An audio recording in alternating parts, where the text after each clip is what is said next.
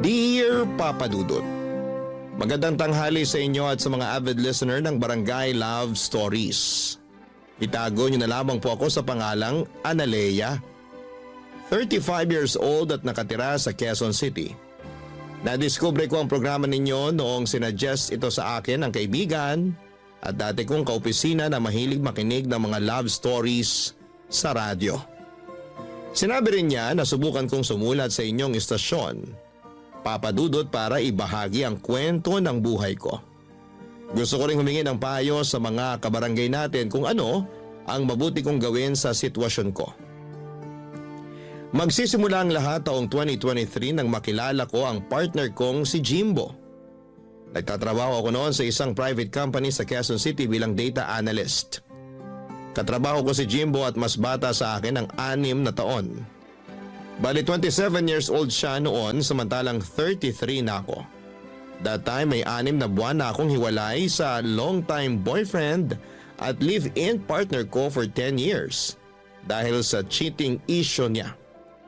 Wala kaming anak, bagay na pinanghihinayanganan ko. Lalo nang tumanda na ako. Gustong gusto ko nang magka-baby at tiwala naman ako na kahit na wala na ang dati kong partner sa buhay ko ay may tataguyod ko pa rin mag-isa ang aming anak. Kaso hindi kami nakabuo dahil may problema siya. Tapos nung nakilala ko si Jimbo na bagong pasok sa amin, bilang messenger ay naging close kami kaagad. Kahit na mas mataas ang posisyon ko sa kanya sa trabaho at mas matanda ako ay hindi yun naging hadlang upang ma-develop ang feelings namin sa isa't isa. Fast forward. Naging kami at makalipas lang ng 2 linggo ay kapwa kami na sorpresa.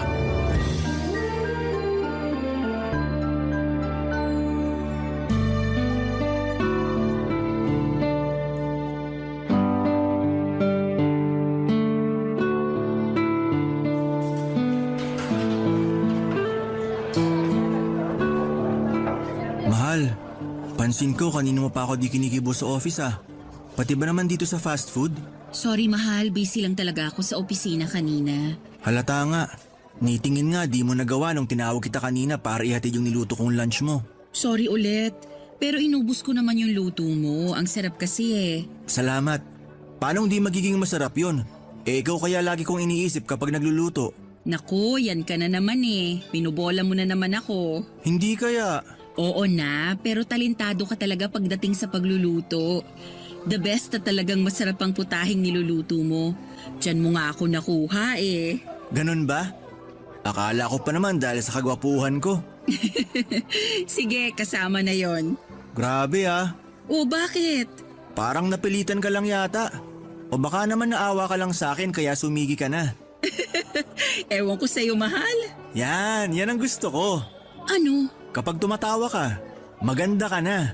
Pero lalo ka pang gumaganda. Pero masaya ako kasi tumawa ka na.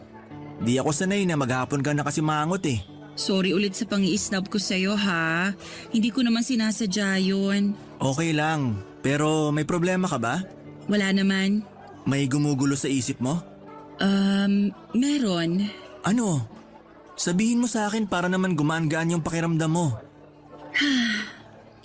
Actually, hindi naman mabigat yung pakiramdam ko, lalo na nung nalaman ko yun kaninang umaga. Ang alin? Teka, may kukunin lang ako sa bag ko ha. Sige. Ito oh, Ano yung nasa box? buksan mo, dali. Okay, pero kinakabahan ako ah. Bakit naman? Mamaya may laman tong gagamba. Alam mo namang takot ako dun. Ewan ko sa'yo, mahal. O ano na? Buksan mo na. Promise? Walang gagamba rito? Promise. Sige na, buksan mo na. Sige. Ano kaya laman ito? Pregnancy test? Oo. Tignan mo. Hala, 2 guhit. Ibig sabihin, buntis ka? Oo, buntis nga ako. Kaninang umaga ko lang nalaman kasi ilang araw na akong delay sa menstruation ko. Kaya nagpiti na ako para makasigurado. Tapos ayan agad yung lumabas. In fact, inulit ko pa nga para sure talaga tapos pareho lang yung result. 2 guhit. Ibig sabihin positive.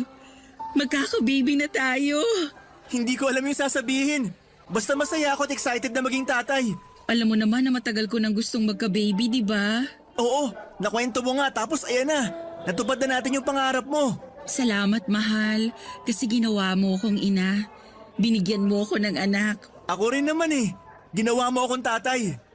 Ngayon na magiging magulang na tayo, pinapangako ko na lalo ako magsisikap sa pagtatrabaho para mabigay ko sa inyo ng anak natin yung buhay na deserve nyo. Hindi mo naman kailangan gawin mag-isa yun, mahal. Kasama mo ko. Tayong dalawa ang magulang ng batang dinadala ko. Hindi lang ikaw. Kaya magsisikap din ako para maitaguyod natin yung baby natin. Salamat, mahal.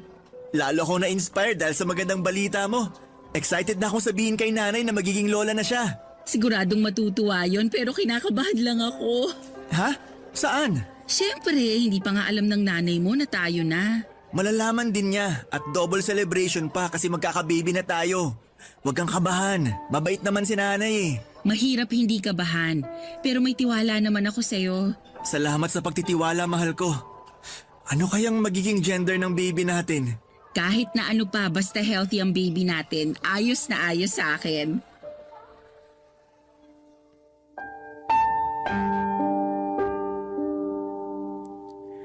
Papadudot tuwang-tuwa kami ni Jimbo dahil magkakaanak na kami. Ang tagal kong hinintay na magka-baby kaya ganoon na lamang ang excitement na nararamdaman ko ng panahong yon. Sa wakas ay mararanasan ko ng maging nanay. Alam ko naman na makakaya kong itaguyod mag-isa ang magiging anak namin. Pero maswerte pa rin ako na nagkaroon ako ng partner sa katauhan ni Jimbo. Kahit na mas bata siya sa akin, hindi ko minamaliit ang kakayahan at magagawa ng boyfriend ko. Nagtiwala ako sa kanya na madadala niya ng maayos ang aming pamilya. Kaya minahal ko siya.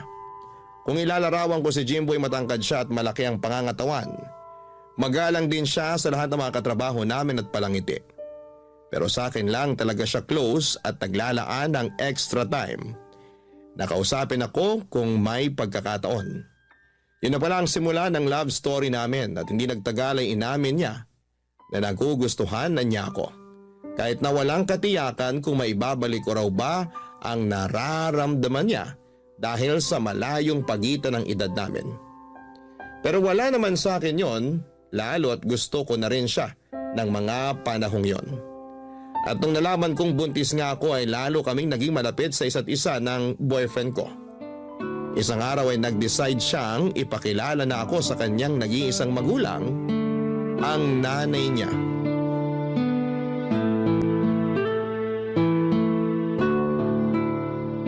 Ano? Akala ko, boss mo yung kasama mo, nak. Hindi mo naman ako agad sinabihan na girlfriend mo pala yung ipakikilala mo. Boss ko naman po talaga si Analea kasi mas mataas ang posisyon niya sa akin. Ay, ganun ba? Hindi naman po kami pareho ng department ni Jimbo. Bale, meron pa po siyang supervisor. Yun po talaga yung boss niya. Pero kung titignan, magkatrabaho lang din kami. Pero matagal ka na ba dyan sa opisina niyo, Analea? Matagal na rin po. Nagsimula po ako doon nung 23 years old ako. Ilang taon ka na ba ngayon? 33 na po. Ay, mas matanda ka pala sa anak ko ng 6 na taon. Kung hindi mo natatanong, 27 anyos pa lang tong anak ko. Pero yung kuya niya, kaedad mo, nak. Okay po. Pero kahit na mas matanda po sa akin si Analea, mahal po namin ang isa't isa. Hindi ko naman kayo paghihiwalayin. Tsaka 6 na taon lang naman yan. Yung iba nga, 10 pataas yung pagitan ng mga edad, wala namang problema. Tsaka nasa tamang edad na kayo, lalo ka na anak. Salamat po, Nay. Sabi sa'yo, mabait nanay ko eh. Oo nga. Grabe ka naman sa akin, Jimbo. Palagay mo sa akin, katulad ng mga kontrabidang nanay na napapanood ko sa mga palabas sa TV. Hindi naman po. Tsaka alam ko po na mabait kayo kaya binida ko na po kayo kay Analea. Dapat lang, kasi mabait naman talaga ako. Matanong ko lang kung gaano na ba kayo katagal simula nung maging kayo? Ang totoo, 2 linggo mahigit pa lang po. Pero may isa pa po kaming sasabihin sa inyo. Ha? Ano yun? Promise, wag po kayong mabibigla ah. Depende kung sasabihin mong may ginawa kayong krimen ng girlfriend mo. Nay naman eh. Joke lang, ikaw naman di ka na mabiro. Ano ba yung isa nyo pang sasabihin? Mahal, ikaw ba magsasabi o ako na? Ikaw na. Ang tagal naman, ano ba kasi yun? Magkakaanak na po kami. Ano ka mo? Ulitin mo nga, baka ako'y nabibingi lang. Sabi ko po, magkakaanak na kami ni Analea. Ay, Santissima, ang bilis naman yata. Masyado po kasing mainit sa kama si... Uy, huwag mo nang ikwento sa nanay mo. Tignan mo, nagulat na nga siya. Sorry, mahal. Sinong hindi magugulat kapapakilala mo pa lang sa akin yung girlfriend mo tapos sasabihin mong buntis na siya agad? Di ba sabi nyo nasa tamang edad na rin kami? Lalo na po ako? Sinabi ko nga, pero hindi ko pa rin mapigilang mag-alala. Para sa akin bata ka pa para maging tatay, nak. Hindi na po ako bata. 27 na po ako. Yung mga kababata ko nga, may anak na kahit 23 years old pa lang sila nun. Sa bagay, ama ka rin naman. Kaya wag na po kayo mag-alala. Kasi alam ko sa sarili ko na handa na akong maging tatay. Tama rin naman dahil wala ka nang magagawa lalo magkakababy na pala kayo. Pero congrats sa inyong dalawa. Hindi nyo naman sinabi agad na magiging lola na ako di sana nakapagpakulay na ako ng buhok. Ano pong kinalaman nun sa pagbubuntis ko? Pampaswerte lang. Kung di mo natatanong, mahilig maniwala si nanay sa kung ano-anong sabi-sabi. Hindi ba pwedeng magpaganda ako para pag nagpicture tayo mamaya at pinost ko sa Facebook ko maganda ang nanay mo? Siyempre, good news yung pagbubuntis ni Analea. Blessing yung baby nyo. Kaya dapat nakapag-ayos-ayos ako noon. Para naman pag nakita ng mga friend ko sa Facebook, pusuan nila. Hindi nyo naman po kilala yung friend nyo online. Kahit na. Huwag ka na nga ang kontrabida dyan. Pahipo nga ng tiyan mo, Analea. Baka swertehin ako sa madyong mamaya.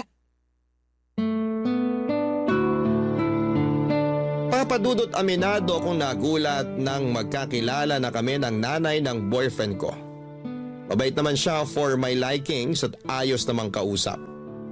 Pero hindi ako sanay sa pagiging maalaga at maalalahanin niya sa akin at sa magiging anak namin ng boyfriend ko. Lumaki kasi ako na walang kinamulatang nanay matapos nitong mamatay ng maaga. Wala na rin akong tatay dahil mas pinili nitong makisama sa ibang babae matapos akong iwan at ipagkatiwala sa lola ko. Hindi rin naman kami close ni lola pero thankful ako kasi inalagaan at pinaaral niya pa rin ako sa tulong ng iba ko pang tiyuhin at tiyahin na nasa abroad. Simula noong mamatay ang lola ko pagka-graduate ko ng college ay namuhay na lamang ako mag-isa. Doon ko nakilala ang ex-boyfriend ko hanggang sa magkahiwalay din kami matapos ang 10 taong pagsasama. Kaya hindi talaga ako sanay sa pagiging clingy ng nanay ni Jimbo. Pero hindi ko na lang pinahalata sa kanya ang pagkailang ko lalo na unang beses pa lang naming nagkita at nagkakilala noon. Ayoko rin naman na may masabi siya sa akin kaya pinakisamahan ko na lamang siya, Papa Dudut. Barangay Love Stories. Barangay Love Stories. Papadudot dahil first baby ko ang dinadala ko ay kabado at todo ingat ako sa aking pagbubuntis. Kahit sinabi naman sa akin ng OB ko na hindi masela ng pagdadalang tao ko kahit na may edad na ako, ay nagkusa pa rin ako na mag-ingat at alagaan ang aking sarili. Ayoko kasing may pagsisihan lalo na at anak ko ang pinag-uusapan dito. Bukod doon ay matagal ko ring hinihintay na magka-baby kaya hindi ako makakapayag na mawala lang siya sa akin o kunin sa isang iglap. Kaya nga ginawa namin ni Jimbo ang lahat para maging magaan at maayos ang pagbubuntis ko. Nang mga panahong yon ay umuwi ako sa nirerentahan kong apartment sa Cainta, Rizal. Madalas ay nagmomotor lamang ako dahil yun naman ang usong transportasyon para mabilis makapagbiyahe. Okay lang naman pero malayo kasi ang inuuwian ko sa trabaho kaya nakakapagod at nakakangalay sa likod. Wala akong sasakyan dahil hindi praktikal sa akin ang kumuha. Pero noong nabuntis ako ay pareho kaming nag-alala ni Jimbo sa biyahe ko. At doon na nga niya ako kinausap dahil meron siyang plano.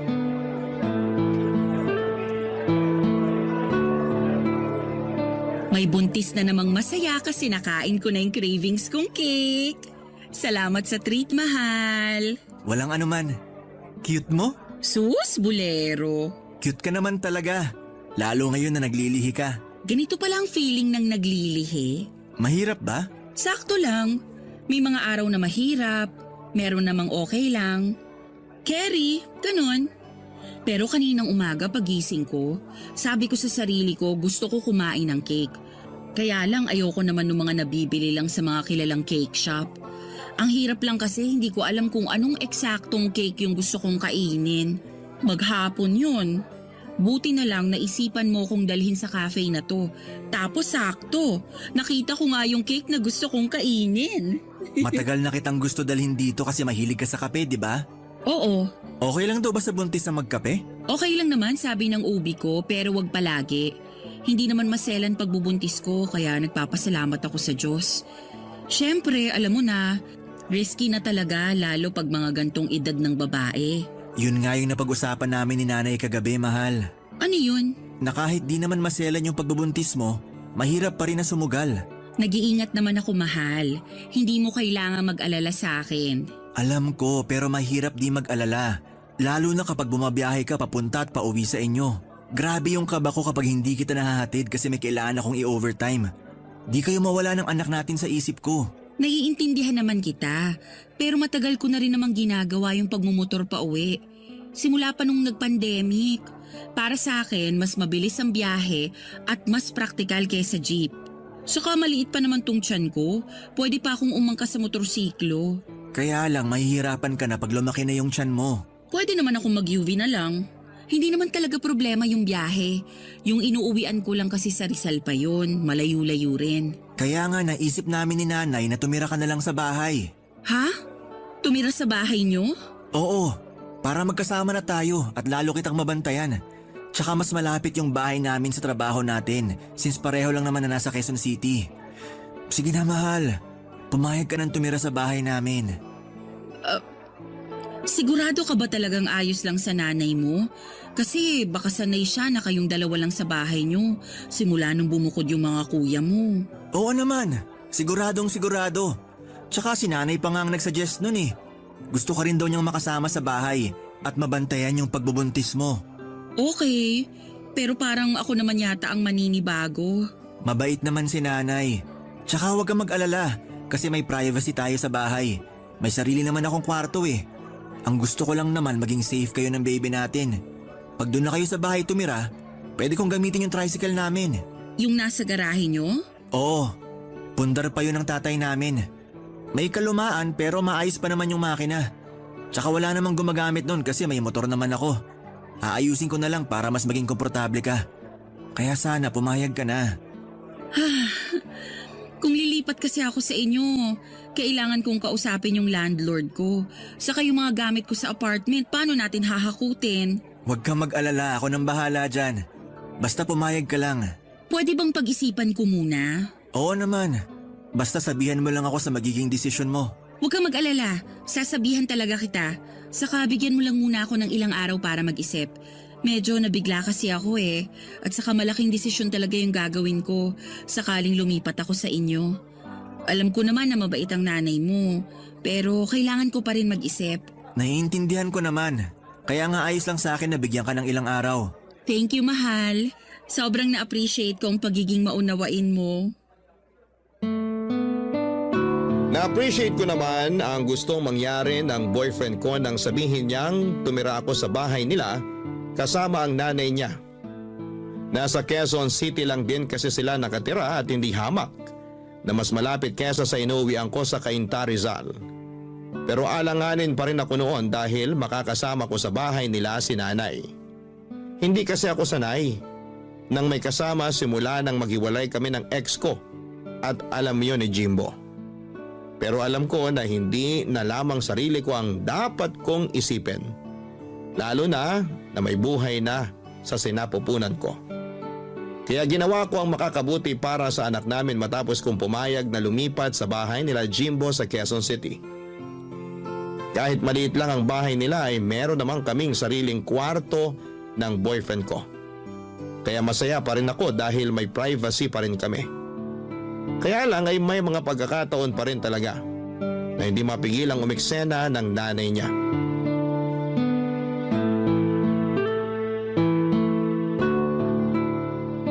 Grabe, Nay! Sarap talaga nitong paksiw na bangus nyo. Kaya nga yan ang niluto ko kasi alam kong paborito mo. Kain ka lang ng marami, baka mamayat ka na niyan eh. Ikaw din, Analea, dapat laging busog ang buntis. Damihan mong kain mo kasi naghahati na kayo ng baby mo. Opo, salamat po, Nay. Mahal, pasuyo naman ng malamig na tubig. Nauuhaw na kasi ako. Ay, sige. Kunin ko lang sa ref. Ay, sandali. Huwag dun. Diyan ka na lang sa may water jug natin. Pero hindi po yun malamig. Kahit na, mas mainam na hindi malamig na tubig ang pinaiinom mo kay Analea, lalo na't buntis siya. Okay lang naman po yun, Nay. Saka nauuhaw na po ako. Gusto ko ng malamig na tubig. Anong okay ka dyan? Paano na lang pag gininaw yung baby sa tiyan mo? Sige nga. Ano po? Ganon yon. Siyempre, pag ininuman mo ng malamig na tubig o kinainan ng malamig na pagkain, giginawin talaga yung baby. Kawawa naman. Saan nyo naman po yan nabasa? Paniniwala yun ng matatanda. Kaya nga ako noon, nung pinagbubuntis ko kayo ng mga kuya mo hindi ako umiinom ng malamig na tubig. Hindi naman po totoo yun. Totoo yon. Marunong ka pa sa mga ninuno natin, ha? Okay lang, mahal. Yung water sa jug na lang yung kunin mong tubig. Sigurado ka? Oo, Sige, kuha na kita. salamat. Buti pa tong si Analea masunurin Hindi tulad mo, Jimbo. Palibasa, hindi ka naman nagbubuntis. Parang imposible naman po kasi yung sinabi nyo. Anong imposible doon? Kasi kung giginawin yung baby sa tiyan dahil sa pag-inom ng malamig na tubig, ibig sabihin mapapaso rin siya pag humigop ng mainit na sabaw yung nanay? Ha? Kita nyo na, nag-iimbento lang kayo ng pamahiin. Hindi kaya ako nag-iimbento. Mahal, hayaan mo na lang si nanay. Akin na yung tubig ko. Nanunuyo na yung lalamunan ko Ay, eto na tubig mo. Sorry mahal. Salamat. Naku, sana naman kambal na babae yung maging baby niyo. Parang imposible naman po yung kambal kasi wala naman tayong lahi nun. Kaya nga bumili ako nitong kambal na saging para ibakain kay Analea Oh, nak, kainin mo to. Naku, ayoko po ng saging. Nasusuka po ako dyan Nick, ngayon lang naman. Nakipag-agawan pa ako sa palengke para makuha yung may kambal na saging. Paniniwala kasi na kapag kinain niya ng buntis, magiging kambal ang anak niya. Ayan na naman po kayo. Naniniwala na naman kayo sa kasabihan. Totoo yun. Bakit yung kinakapatid mo, kambal yung naging anak kumain lang daw ng kambal na saging yung asawa? Yung kambal ng kinakapatid ko, fraternal, babae at lalaki. Ibig sabihin na mamana yon, lalo na sa lahi nila. Pero may kakilala ko, kambal na babae yung anak pagkatapos kumain ng kambal saging. Di ba, Analea? Ganon yun, di ba? Wala naman pong basihan na pwedeng magkaroon ng kambal na anak sa pagkain ng kambal na saging. Pero hindi ko naman sinasabing wala ng chance na magkaroon kami ng kambal ni Jimbo. Pero hindi yun dahil sa kambal na saging.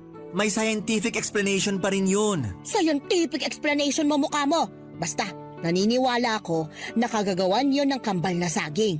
Huwag mo na nga akong kontrahin, Jimbo. Ayaw mo ba talagang kainin ton saging? Ayoko po talaga. Sige, ako na lang kakain ito. Hala, baka naman kayo magbuntis ng kambal, Nay. Paano mangyayari yun matagal nang patay ang tatay mo? Joke lang po.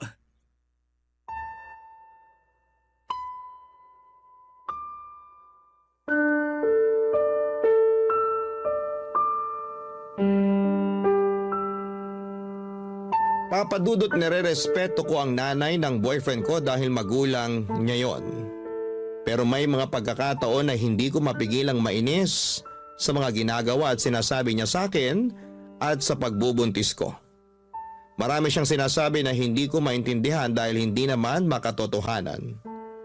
Mapapaniwalain din kasi si nanay sa mga sabi-sabi at lagi niyang katuwiran pinagdaanan na niyang magbuntis at mga anak noon kaya dapat ay makinig ako sa kanya.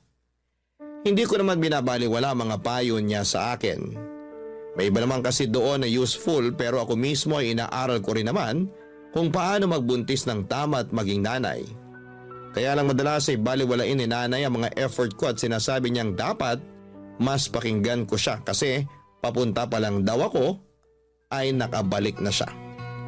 Doon na ako nagsimulang magkaroon ng problema sa pagsasama namin sa isang bubong ng nanay ng boyfriend ko. Barangay Love Stories. Barangay Love Stories.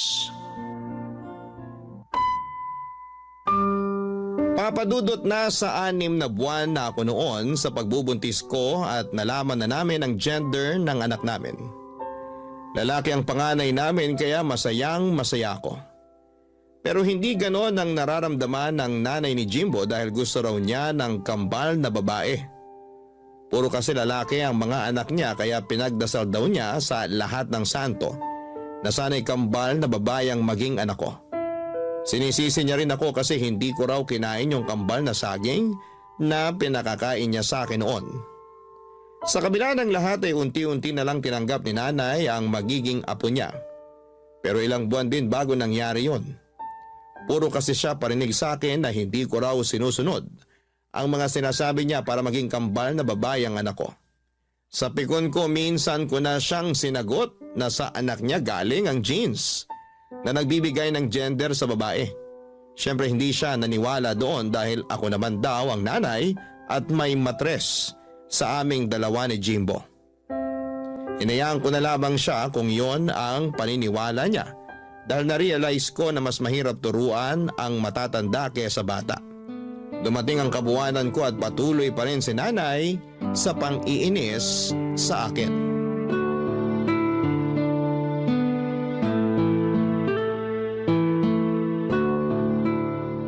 Ano yung tinitingnan mo sa cellphone mo? Yung anak po ng kaopisina namin. Nag-1 taon na kasi. Aber, tingin nga. Ang cute-cute po, di ba?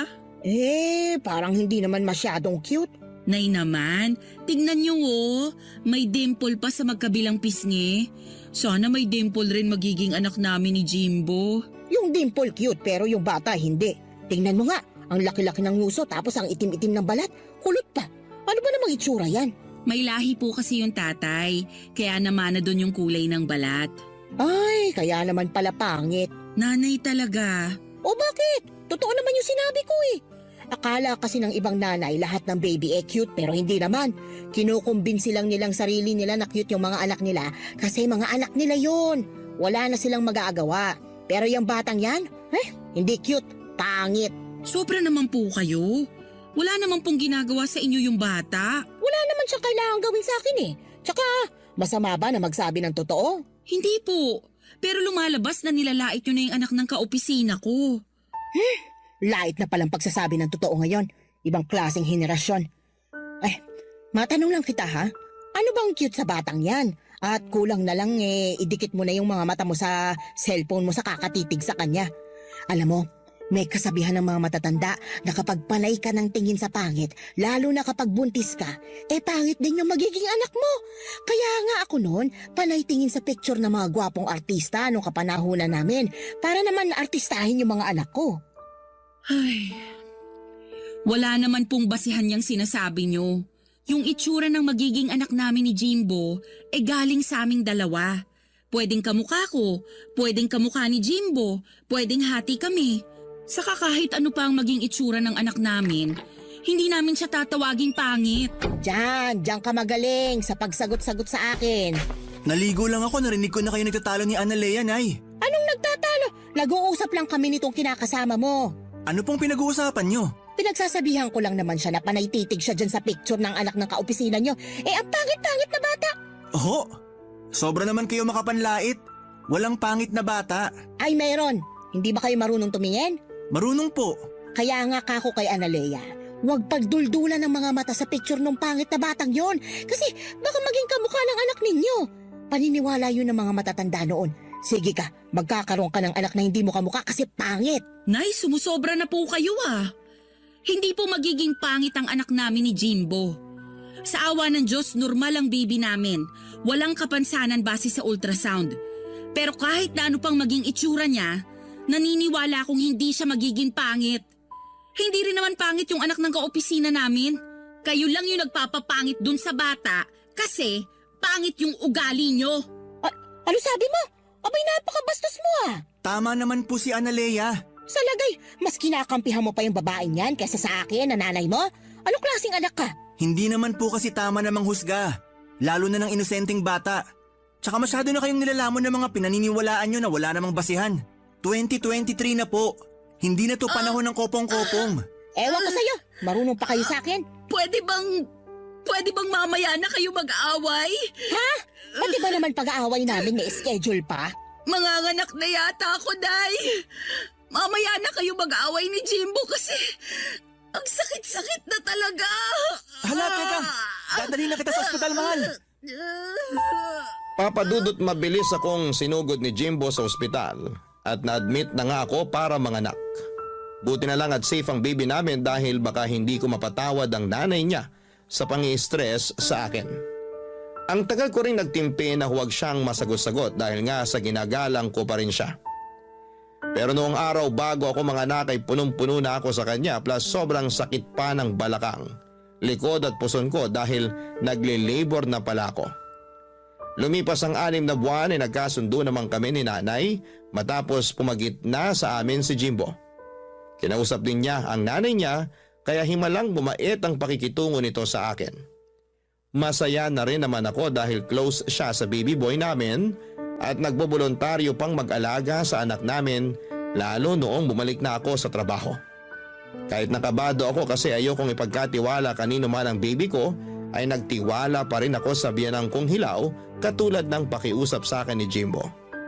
Kaya lang isang hapon habang nasa trabaho kami ni Jimbo, ay biglang tumawag sa akin si nanay kasi iyak daw ng iyak ang anak ko at hindi niya mapatigil.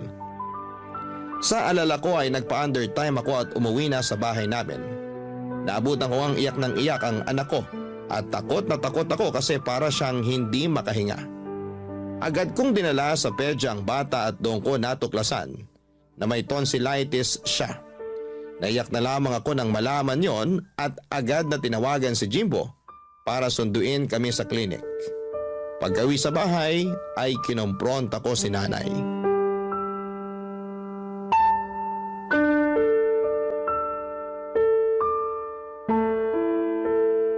Oh, kumusta na raw yung apo ko? Ano nangyari sa kanya?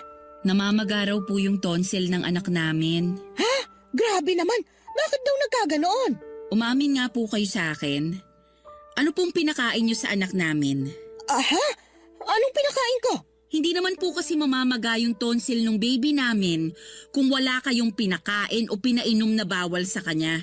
Kaya umamin na po kayo, please lang po. Kasi...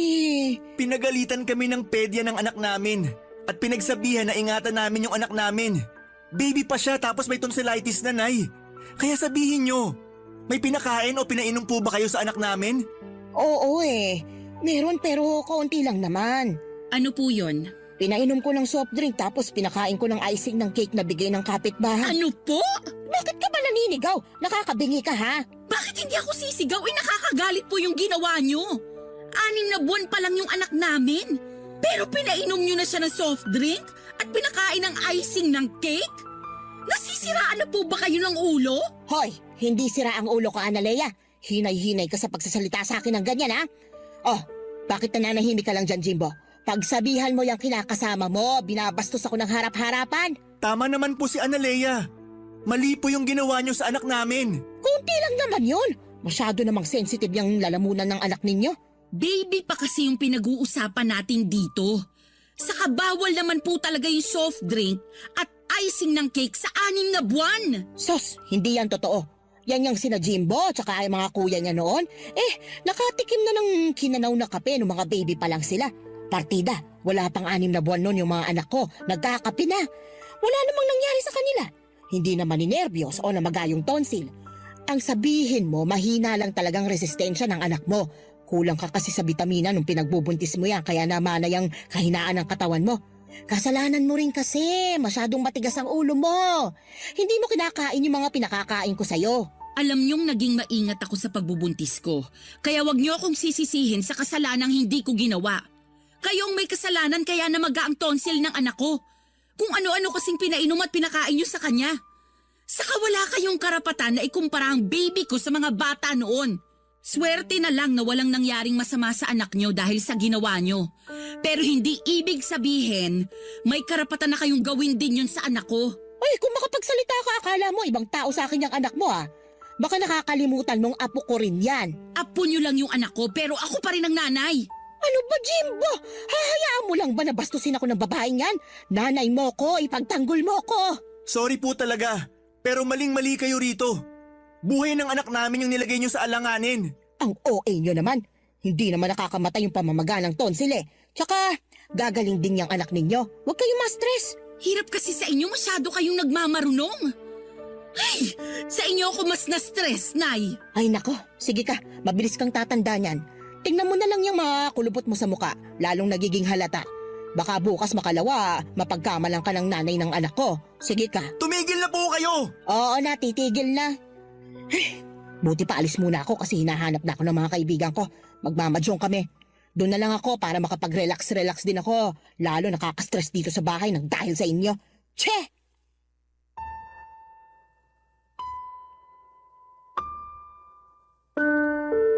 Papadudot pag-alis ng nanay ni Jimbo ay napahagulhol ako ng iyak. Halo-halong lungkot, takot, pagkadismaya at galit na kasi ang naramdaman ko ng mga panahong yon. Naiyak din si Jimbo pero inalo niya pa rin ako. Nagsorry siya dahil sa pagiging pabaya ng nanay niya at sa hindi nito pag-ako sa kasalanang nagawa. Pero hindi nabawasan noon ang galit ko kay nanay. Umakto lang na parang walang nangyari ang biyanang kong hilaw pero pinaramdam ko na wala akong tiwala sa kanya pagdating sa anak namin. Doon ko na naisipang mag-resign sa pinagtatrabahuhan ko upang mabantayan at maalagaan ang baby namin ni Jimbo. Pilit ko pa rin pinakikisamahan ng nanay ng kinakasama ko pero sa loob-loob ko ay gustong-gusto ko nang bumukod kami. Nung kinausap ko naman si Jimbo ay nag-alangan siyang iwanan ang nanay niya dahil mag-isa na lamang ito sa buhay at bahay nila. Bukod doon ay may maintenance na itong gamot sa high blood na lagi niyang pinapaalala. Kaya nga gano'n na lamang ang tampo ko kay Jimbo pero pilit ko pa rin namang tinimbang ang sitwasyon.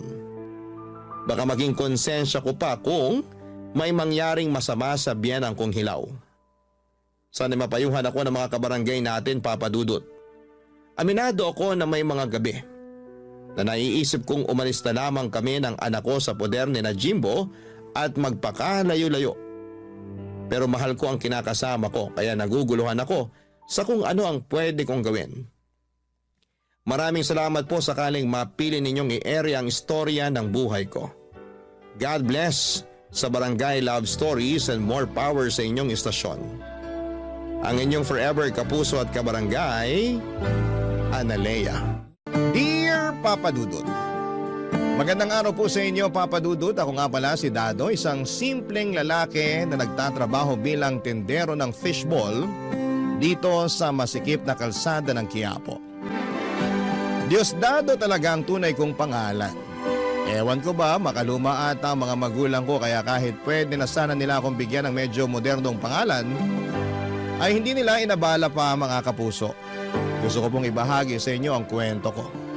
Simple, puno ng hamon pero hitik sa pagmamahal at pag-asa. Ang lahat ng ito, Papa Dudut, ay dahil kay Colleen, ang babaeng mahal ko. Pareho kaming taga Laguna at kahit na hindi marangya ang buhay sa probinsya ay kontento na ako basta't magkasama kami.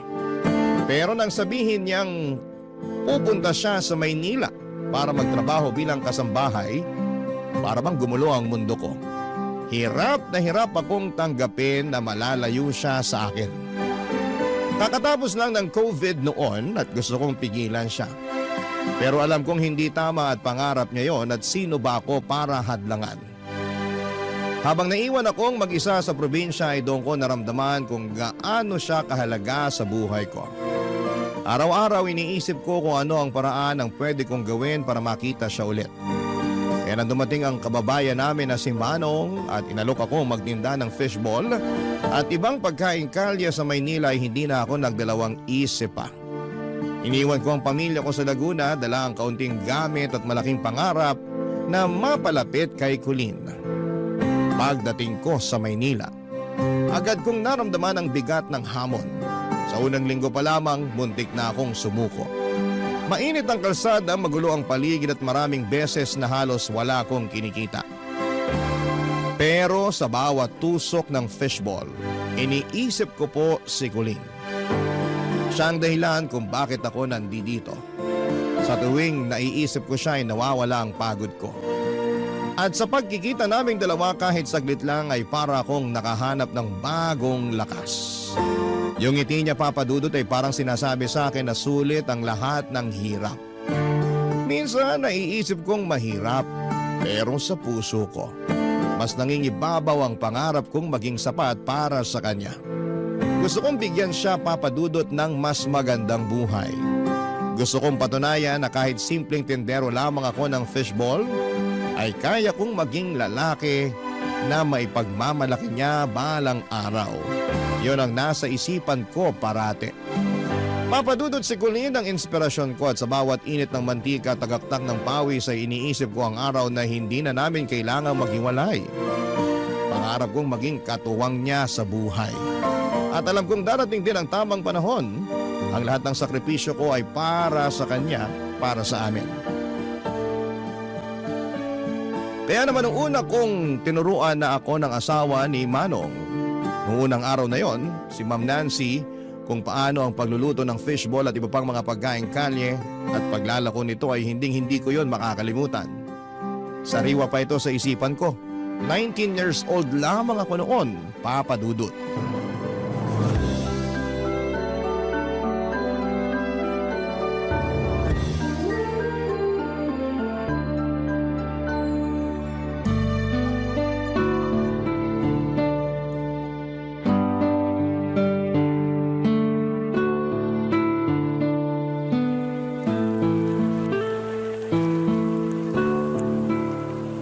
Yan, pwede mo nang ilagay ang fishball. Dahan-dahan lang, Dado, baka matalsikan ka ng mantika. Ganito po ba, ma'am? Tama na po ba ang pagkakasalang? Oo, ganyan nga. Madali lang naman, hindi ba? Opo, madali lang naman po pala. Pero tandaan mo, madali lang yan dito kasi wala ka pa sa ilalim ng init ng araw, Dado.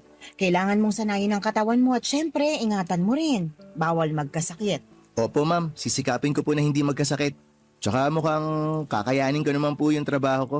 Kaya mo nga, pero hindi lang sa init ng araw ka dapat handa. Dapat matutunan mo rin na mag-ingat sa pera. Mahirap ang buhay sa Maynila, Dado. Kailangan matalas ang pakiramdam mo sa mga tao. Maraming mandaraya, maraming gagawa ng paraan para maisahan ka.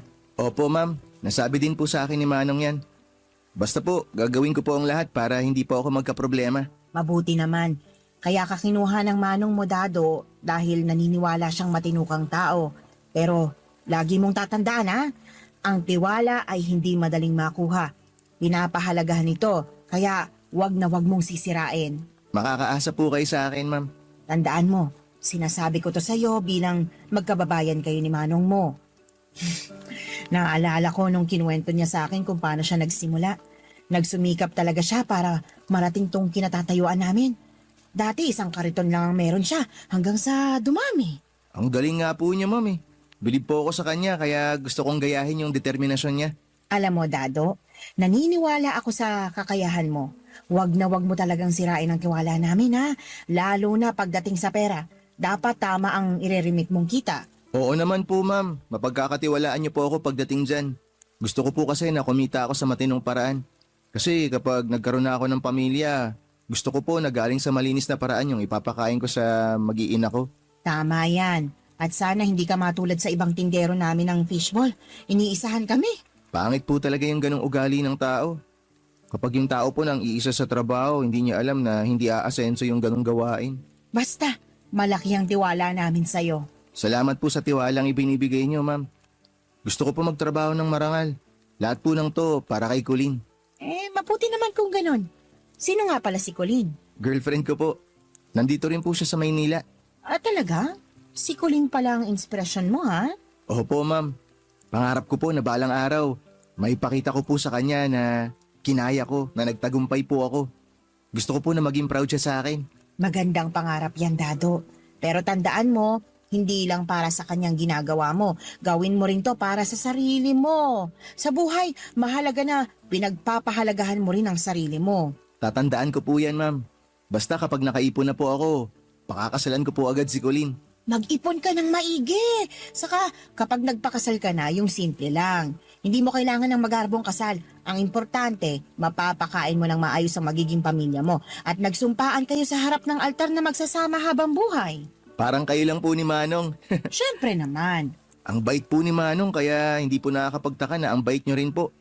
Kaya naging maganda po ang buhay ninyo kasi pareho po kayong mabait. Nako, ginawa talaga namin ang lahat para mapabuti kaming mag-asawa. Hindi lang nga po kayo napabuti, mayaman na po kayo. Ikaw talaga. Blessed lang. Naging matyaga lang talaga ang asawa ko kaya heto, may napala naman. Gusto ko lang po talagang gayahin si Manong para magkaroon po ako ng magandang future. Basta magsumikap ka. Opo, ma'am. Masaya akong makilala at maturuan ka kung paano lutuin ang fishball dado. Salamat po. Naisa lang ka kaagad sa trabaho. Okay lang naman po yun, ma'am. Wala pong kaso sa akin. Kailangan ko rin po kasi agad na magtrabaho para magkapera. Galingan mo sa pagtitinda. Huwag po kayong mag-alala dyan, ma'am. Gagalingan ko po talaga. Kaya nga raw po ako dinala ni Manong dito kasi nakitaan niya ako ng potensyal. Maniwala po kayo sa akin, ma'am. Hindi ko po kayo ipapahiya. Ay mabuti naman. Basta lagi mong tandaan ang pinapaalala ko sa'yo, ha? Kailangan mong pagmatyaga ng paligid mo. Lalo na sa pera at baka manakawan ka. Pati ang mga hindi nagbabayad. Talasan mo parati ang mga mata mo. Opo, ma'am. Salamat po sa tip. Gagawin ko po yan. Basta wag kang maging sanhi ng problema, ha? Nako, hindi po. Mahirap na at baka matulad ka sa ibang tindero namin. Hindi ko nga alam kung nagsasabi ba sila ng totoo o sadyang mandurugas lang talaga. Kaya ikaw, dapat maging honest ka. Allergic pa naman ako sa mga kawatan. Ma'am, pinapangako ko po sa inyo. Hindi po ako magkakaganyan. Hindi po ako magiging kawatan. Panghahawakan ko yung sinasabi mo, Dado, ha? May tauhan kasi kami dati na sobrang hindi mapagkakatiwalaan. Actually, marami-rami na rin sila. Talaga po? Marami sila? Oo, sila na nga ang binigyan ng pangkabuhayan. Tinraidor pa kami. Basta ako at si Manong mo ay malaki ang tiwala sa'yo, ha? Huwag na huwag mong sisirain yon. Magtulungan tayo para mabawi rin ang lugi namin ng pandemic. Opo, ma'am. Makakaasa po kayo. Maayos naman ang kita ko bilang taga-tinda ng fishball ni Manong Papadudut. Sapat na para maitawid ko ang pang-araw-araw kong panggastos. May natitira pa para makapag-ipon. Utang na loob ko kay Manong lahat ng natutunan ko sa trabahong ito. Hindi lang siya amo para sa akin kundi parang mentor na rin. Siya ang nagturo kung paano timplahin ang suka, mag-alaga ng suki at kung paano magpatakbo ng maayos na negosyo. Pero nang bigla siyang mawala ay parang gumuho ang mundo ko. 5 buwan pa lamang ako nagtatrabaho sa kanya, paano na yung fishbowlan? Paano na kaming mga umaasa sa kanya? Klarong-klaro pa sa akin ang huling araw na magkasama kami.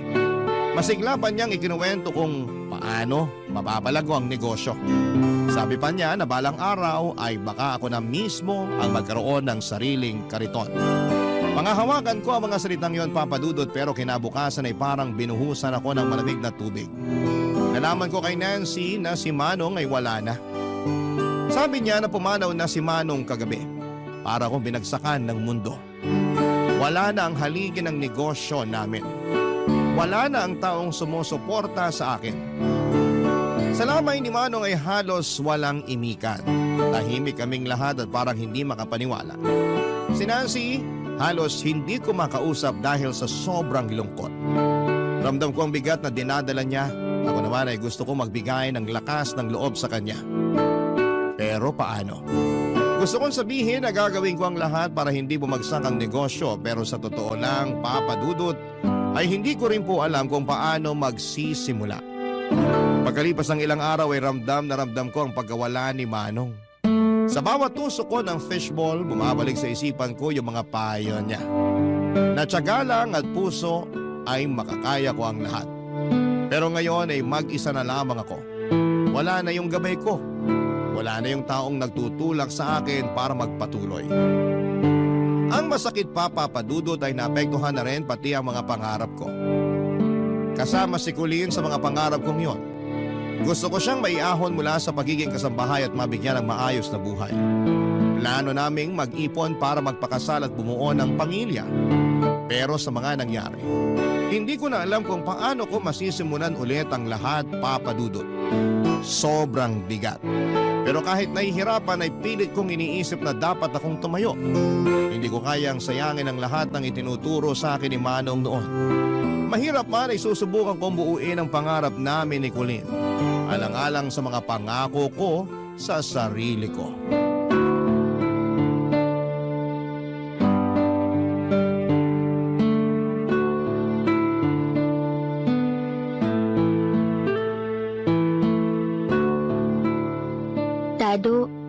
Nag-aalala lang ako sa'yo. Paano na yung trabaho mo? Yun na nga eh. Hindi ko pa talaga alam, Kulin. Parang hindi na natututukan ni Ma'am Nancy yung negosyo eh. Naiintindihan ko naman. Nagluluksa pa rin kasi siya eh. Tapos, sinasamantala naman yun ng ibang mga tindero niya. Hindi nagre-remit ng kita. Paano niya mapapaikot yung puhunan, di ba? Kawawa naman siya. Mas lalo siyang magiging kawawa kung aalis ka. Parang ikaw lang ang natirang matino na tauhan niya dun. Alam mo, tama ka. Nakakalungkot man pero parang ako na nga lang talaga yung natitirang matino. Ay, sobrang nalulungkot talaga ako sa pagkawala ni Manong. Ang bait niya kasi sa akin eh. Biruin mo dahil sa kanya nakarating ako dito sa Manila. Tapos napalapit pa ako sa'yo. Oo nga. Sobrang laki ng tiwala niya sa'yo. Parang naging tatay-tatayan mo na siya dito sa Manila. Ramdam ko yung suporta niya sa akin. Tsaka yung malasakit niya na gusto niyang mapabuti yung buhay ko dito. Kailangan lang talaga ng sikap at tiyaga. Pero ngayon, para talagang gumuho yung pag-asa ko. Anong gagawin mo? Humanap ka na lang ng ibang trabaho? Ayun na nga. Gusto ko sana, kaso kawawa si Ma'am Nancy. Hindi sa ano ha. Siguro isipin mo na rin ang sarili mo, mahal. Tayo. Kung hindi na mamamanage ng mabuti ni Ma'am Nancy yung negosyo nila, apektado ka naman. Baka hintayin mo pa na malugi negosyo niya bago ka huminto ah. Alam mo mahal, tama ka. Dapat maghanap na ako ng ibang trabaho bago pa sila magsara. Ayoko talagang umuwi ng probinsya na hindi ka kasama eh. Naku, ayaw ko ring umuwi sa probinsya na wala man lang akong sapat na ipon. Kaya nga gusto ko sana na marami na tayong ipon.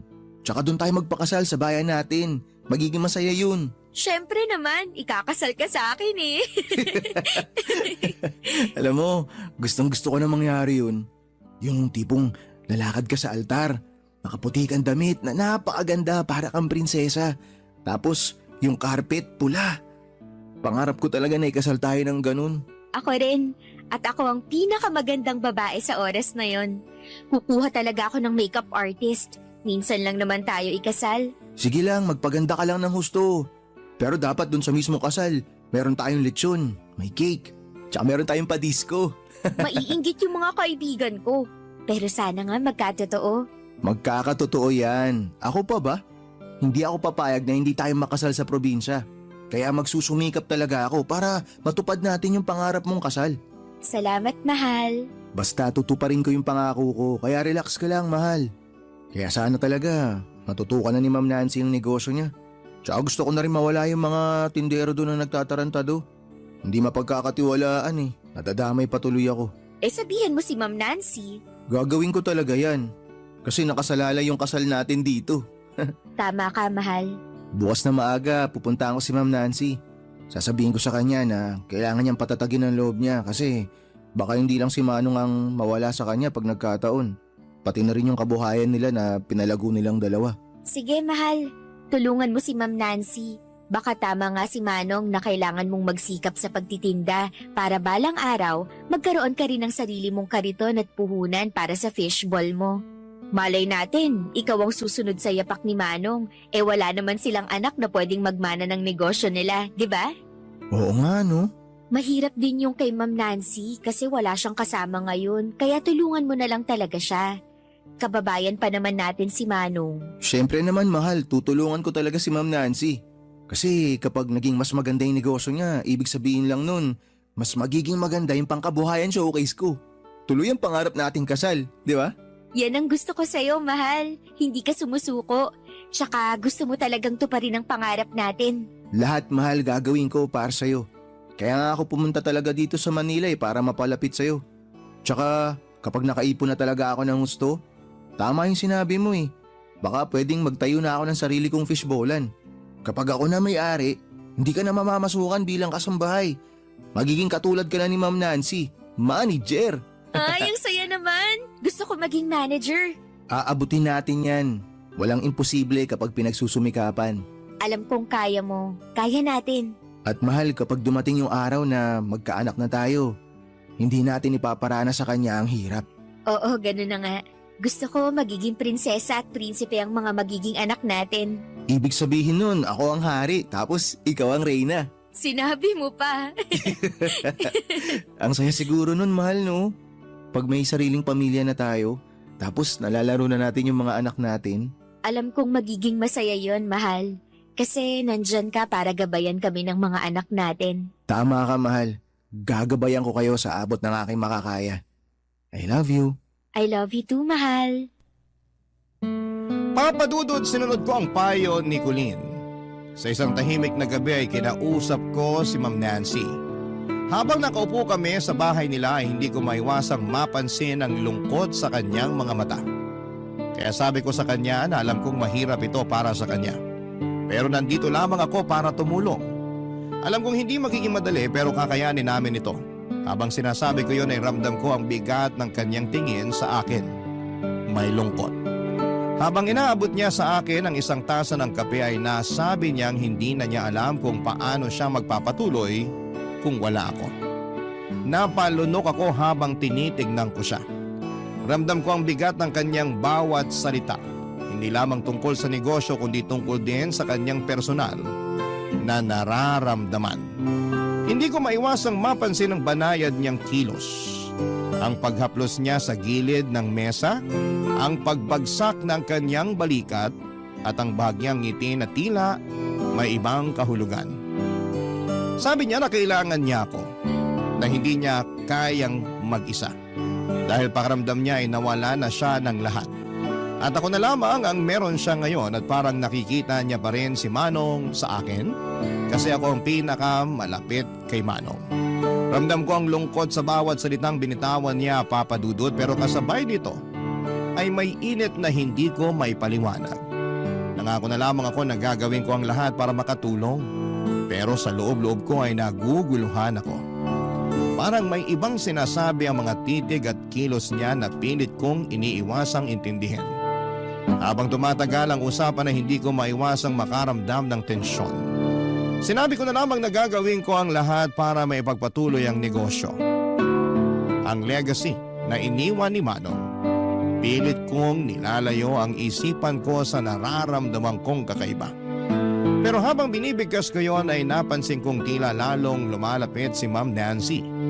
At ang bawat salita niya ay tila umaabot na hindi lang sa tenga ko kundi pati na rin sa loob-loob ko. Pero sabi niya sa akin na sa bawat gabi ay parang hindi niya alam kung paano babangon sa susunod na araw. Kailangan niya daw ng kasama. Hindi lang sa negosyo kundi sa buhay niya. Hinawakan niya ang dibdib niya. Napalunok ako at hindi ako nakasagot. Sa isip ko ay alam kong nasa pagitan ako ng aking tungkulin at ng nararamdaman ni Ma'am Nancy.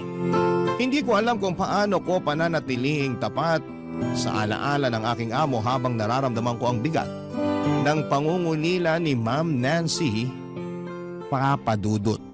Barangay Love Stories. Barangay Love Stories. Papadudod sa pagkawala ni Manong, si Nancy na ang nagmamanage ng negosyo nila. Si Nancy, bagamat abala sa pamamahala ng negosyo, ay madalas bumibisita sa akin. Katwiran niya ay gusto niyang tiyakin na maayos ang takbo ng negosyo. Pero hindi ko pa rin mawala ang nararamdaman kong kakaibang tensyon kapag kasama ko siya. Isang araw habang nag-aayos ako ng kariton ng fishbowl ko sa kanilang bahay, nilapitan niya ako at tumingin ng seryoso. Sabi niya ay may gusto daw siyang sabihin sa akin. Napatigil ako sa ginagawa ko at nag-focus sa kanya. Pakiramdam ko ay may malaking pagbabago sa kung ano ang mangyayari. Tumagal ng ilang segundo ang katahimikan bago siya nagpatuloy, Papa Dudut. Sinabi niyang gusto niya ako at alam niyang naguguluhan ako pero hindi niya na kayang itago pa ang kanyang nararamdaman sa akin. Sa mga sinabi niya ay parang hindi ko alam kung ano ang gagawin ko. Si Ma'am Nancy, gusto ako. Nakaramdam ako ng kalituhan. Hindi ko inakala na maririnig ko ito mula sa kanya. Alam ko naman na amo ko si Ma'am Nancy at sobrang nirerespeto ko si Manong. Sinabi ko sa kanya na meron na akong girlfriend. Dahan-dahan akong humiga. Dahan-dahan akong huminga. Pinaproseso ang mga salitang sinabi ko. Hindi ko kayang magtaksil kay Colleen at kahit gaano pa kaganda ang alok na pagmamahal at offer ni Nancy ay yon ang sinisigaw ng puso ko. Hindi ko pwedeng pagtaksilan si Colleen, ang babaeng gusto kong pakasalan sa altar at tuparin ang mga pangarap naming dalawa na magkasama at magkaroon ng mga anak, Papa Dudut.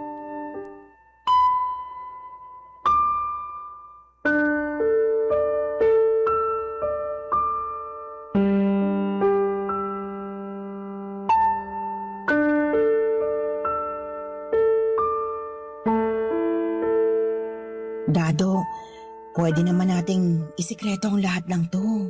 Ma'am, hindi ko po talaga kayang gawin yan. May girlfriend po ako. Ayoko masira yung relasyon namin ni Colleen. Kaya nga wala tayong pagsasabihan. Itatago natin ito. Pasensya na po talaga kayo pero hindi ko po pwedeng isakripisyo yung relasyon namin. Tsaka hindi ko po kayang gawin kay Manong yung ganito. Wala na nga si Manong. Siguro dahil alam niyang mamamatay siya. Kaya kanya dinala sa buhay namin. Ma'am, hindi naman po ako gamit para kung kailan nyo gustuhin pwede nyo makuha. Alam mo, Dado, gusto ko lang na malaman mo na kung tatanggi ka, mawawalan ka ng trabaho. Ha? Ano ho? Seryoso ako. Kung gusto mo pang magtrabaho sa akin, tanggapin mo ang alok ko. I'm sorry kung nagiging harsh ako sa'yo pero wala akong magagawa. Kailangan ko tong gawin dahil gusto kita. Gusto kitang mayakap kapag nalulungkot ako dito sa bahay. Alam mo naman, nag-iisa na lang ako sa buhay. Alam kong nawala na si Manong at nag-iisa na lang po kayo sa buhay pero hindi po talaga pwede. Dado, hindi ko kayang tanggihan mo ako. Ma'am, marami naman pong iba dyan. Dado, hindi porkit nawalan ako ng asawa kung sinong lalaki lang ang gusto kong makarelasyon. Iba ka. Espesyal ka sa puso ko kaya kahit parang baliw ako sa harapan mo, nagpapakababa ako dahil mahal na kita. Sabik na ako sa'yo. Pasensya na po talaga kayo pero hindi ko kayang suklian yung pagmamahal na sinasabi nyo. Nandito lang po ako para magtrabaho. Para alagaan yung negosyong iniwan ni Manong. Wala akong pakialam kung hindi mo ako mahal basta't mayakap lang kita kung kailan ko gustuhin. Ma'am, ganyan na po ba kayo kadesperada para gawin yan? Hindi ganyan yung Ma'am Nancy na kilala ko. Wala akong pake. Tuwing nakikita kita, iba talaga ang pakiramdam ko eh. Gusto kong hawakan ang bisig mo, yakapin ka, hagkan ka. Hindi ko na kayang pigilan tong nararamdaman kong pagkasabik sa'yo. Ma'am, hindi ko po talaga kaya. Huwag niyo na po akong pilitin. Pasensya na po talaga. Talaga bang ganyan katigas ang puso mo para sa akin? Siguro dahil matanda na ako. Gusto mo yung batang katulad mo? Sige, magsama kayo ng Colleen na yon. Pero wala ka nang babalikan pang trabaho. Ma'am naman, huwag niyo na akong pagbantaan ng ganyan. Alam niyo naman na hindi ako nakapagtapos ng high school eh. Hindi ganun kadali maghanap ng trabaho ngayon. Tsaka marami na po akong suki na bumibili sa akin. Isa pa, may utang pa akong binabayaran. Kaya nga gusto kong magkaroon tayo ng relasyon para makapagpatuloy ka sa pagtitinda. Kung hindi mo kaya, makakaalis ka na. Ma'am, ang hirap naman ng lagay ko. Paano po kung malaman to ng ibang tao? Paano kung mabuntis kayo? Hindi ko kayang iwan si Colleen. Siya yung dahilan kung bakit ako nandito sa Maynila. Siya yung dahilan kung bakit ako nagtatrabaho sa inyo. May plano na nga po kaming ikasal tsaka bumuo ng sarili naming pamilya eh. Dado, walang makakaalam. Tsaka, hindi naman ako mabubuntis eh. Hindi ba't wala kaming anak ni Manong? Sigurado kung hindi ako mabubuntis. Hindi natin po problemahin yan. Tingnan mo ako sa mata. Hindi ba ako maganda? Hindi ba ako kaakit-akit para sa'yo? Ma'am, ayoko po talaga. Natatakot po ako. Hindi ko po kaya. Sinabi ko na nga sa'yo na hindi ako mabubuntis. Kaya wala kang dapat ikatakot. Dado, makinig ka. Ngayong wala na si Manong, ikaw na ang bagong may-ari ng puso at katawan ko. Angkinin mo na ako. Ano bang gusto mong gawin ko? Maghubad sa harapan mo? O huhubaran kita? Ma'am, teka sandali. Huwag po kayo magubad sa harap ko. Baka may makakita sa atin eh. Dado, pwede ba?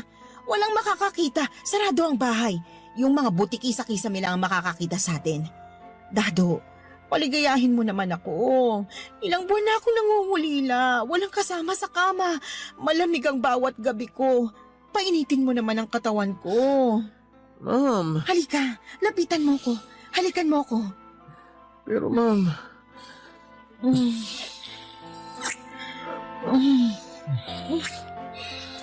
Ang kinin mo ko, Dado.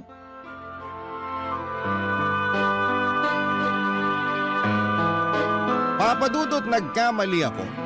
Hindi ko akalain na darating ako sa puntong yon at sa araw-araw kong pagtitinda ng fishball, dala ko ang pangarap ko para sa amin ni Colleen.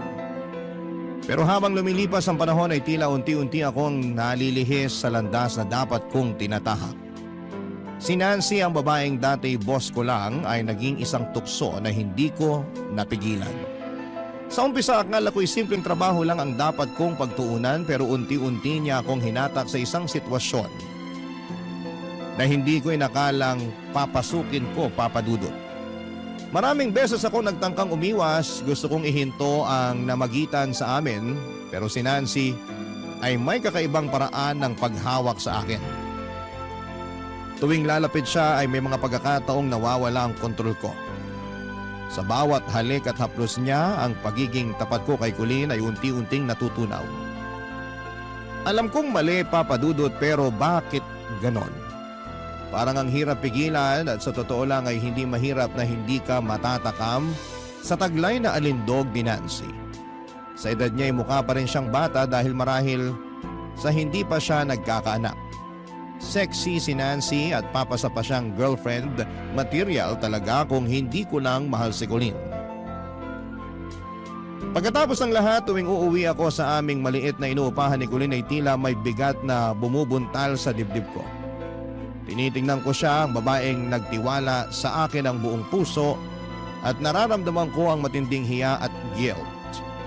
Hindi ko kayang aminin ang ginawa ko dahil alam kong masisira ang relasyon namin. Siya ang pangarap ko, ang rason kung bakit ako nagtatrabaho ng maigi, pero sinisira ang lahat ng yon dahil sa pansarili kong kahinaan. Marami ng pagkakataon ang gusto kong tapusin ang nangyayari sa amin ni Nancy, Papadudod, at sinubukan kong magsalita pero palaging pinipigilan niya ako. Binabantaan niya ako na mawawalan ako ng trabaho kung tatanggihan ko siya. Ang hirap makawala sa kanyang mga kamay lalo na't may utang na loob ako sa kanya.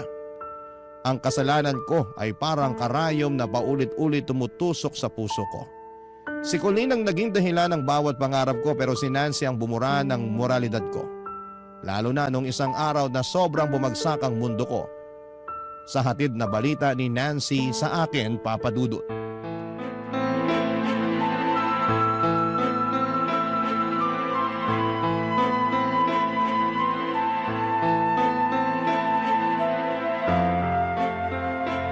Paano nangyari yun? Di ba maingat tayo? Sabihin mo sa akin, Nancy, na hindi totoong buntis ka. Nagawa-gawa mo lang lahat to. Buntis nga ako. Ilang buwan na ako hindi nireregla. Akala ko early menopausal lang pero tinry kong mag-pregnancy test. Ayan ang result. Positive. Buntis ako at ikaw ang ama. Hindi ka pwedeng mabuntis. Hindi pwede to, di ba may usapan tayo? Hindi totoo tong nangyayaring to. Hindi ka pwedeng mabuntis. Sinungaling ka. Eh anong gusto mong mangyari? Ipalaglag ko? Hindi ako papayag. Kung di mo gagawin yun, paano ako? Paano kami ni Colleen? Ganyan na lang ba talaga? Sarili mo at yung Colleen na lang parati ang iniisip mo? Pwede mo naman siyang hiwalayan na. Magkakaanak na tayo.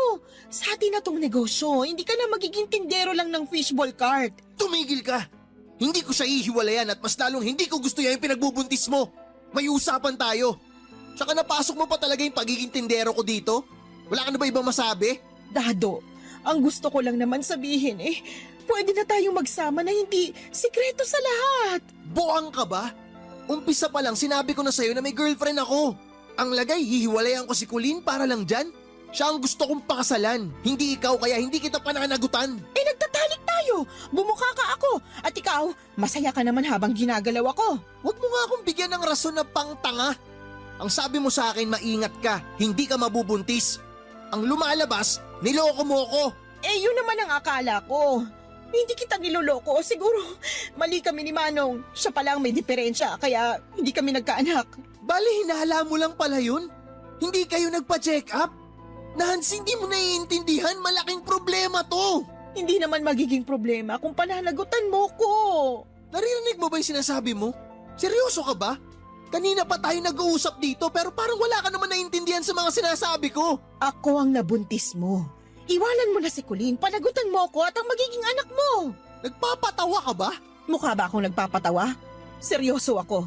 Panagutan mo ako, Dado. Binuntis mo ako. Hindi nga pwede, ang kulit mo ah. Ganyan ka na ba kasama? Matapos ang lahat ng ginawa ko, ganito ang gagawin mo? Nancy, tigilan mo ako. Umpisa pa lang klaro na to sa'yo. Hindi seryoso yung relasyon natin at pampalipas oras mo lang ako. Tikiman lang. Ganun lang yun, di ba? Yun yung usapan. Grabe ka. Grabe ka, Dado. Ikaw ang grabe. Ginawa ko lahat ng gusto mo. Sabi mo nangungulila ka kasi wala na si Manong.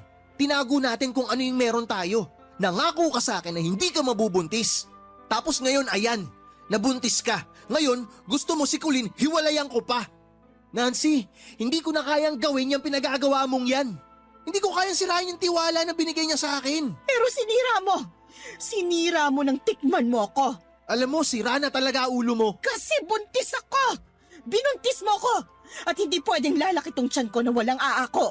Ano na lang ang sasabihin ng ibang tao? Nagpapabuntis ako sa kung sinong lalaki? Bigyan mo naman ako ng kahihiyan, Dado. Nancy naman. Dado, magiging magandang buhay mo at ng anak natin kung magsasama tayo. Pwede tayong magpakasal. Pero paano si Colleen? Puro ka Colleen. Colleen, edi iwanan mo.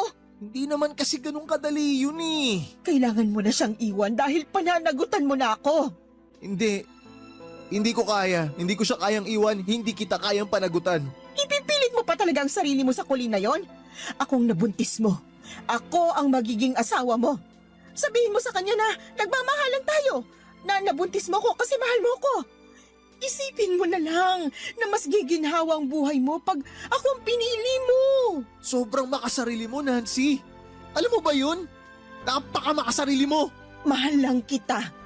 At mahal ko ang magiging anak natin. Oo, mapapalaki ko siya.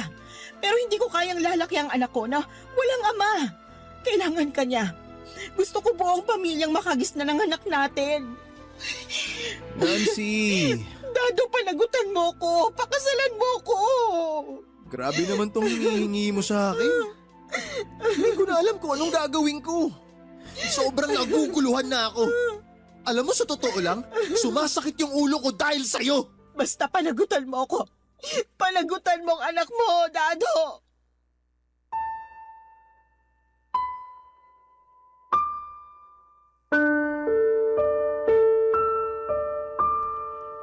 Papadudot, alam kong kasalanan ko kung bakit ako napunta sa sitwasyon na ganito.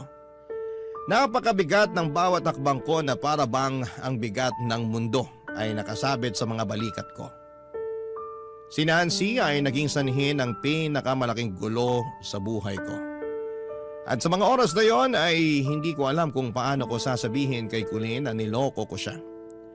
Ang hirap ng bawat gabi at hindi na ako makatulog ng maayos. Naisip ko si Colleen, ang kanyang ngiti at kung paano niya ako laging sinusuportahan sa lahat ng bagay. Siyang naging dahilan kung bakit nagsusumikap ako sa pagtitinda ng fishball. Pero paano ko magagawang tumingin sa kanyang mga mata pagkatapos ng lahat ng ito? Tiyak akong masisira siya kapag nalaman niya ang katotohanan. At sa sandaling yon ay mawawala na rin siya sa buhay ko. Ang ideya pa lang na iiwan niya ako ay parang espada na tumusok sa puso ko. Hindi ko rin alam kung paano haharapin si Nancy. Paano ko maalagaan ang magiging anak namin kung mismong ako ay hindi pa handa.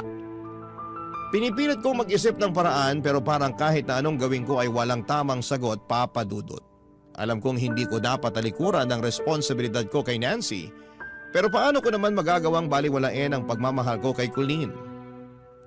Sa tuwing iniisip ko ang kinabukasan ay para akong hinahatak ng dalawang magkasalungat na direksyon at wala akong matakbuhan. Ang pinakamasakit ay alam kong sarili ko lang ang may kasalanan. Ako ang gumawa ng gulo na ito at ako rin ang kailangang magdusa sa mga desisyon kong mali, Papa Dudut.